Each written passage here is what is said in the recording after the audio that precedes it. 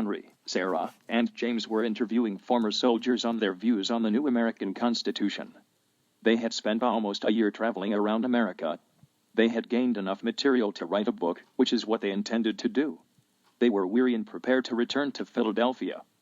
It was snowing harder by the minute, and the trio was making the long journey to Philadelphia by carriage, on a snow-covered road. The carriage wheel hit a rock and was knocked off the path. Sarah went flying, and hit her head on the wall, knocking her unconscious. The carriage wobbled, and then fell on its side.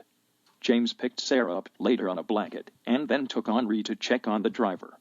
It seemed that the driver ran after the crash, not wanting to be blamed for any injuries of his passengers.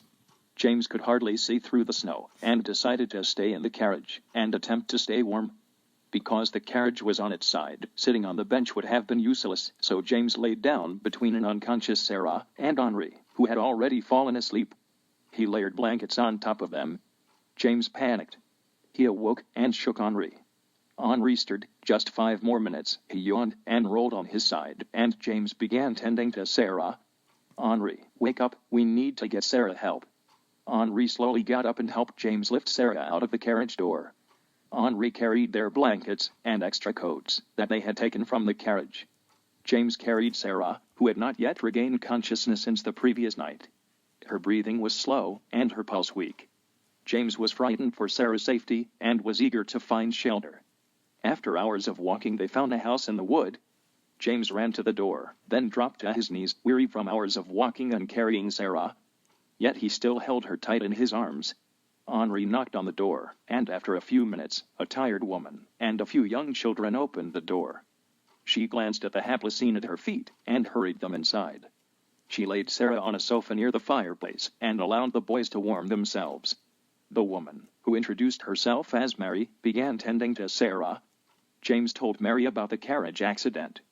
Mary, sensing James' worry, assured him that Sarah would be fine, and sent him along to bed with Henri and her children.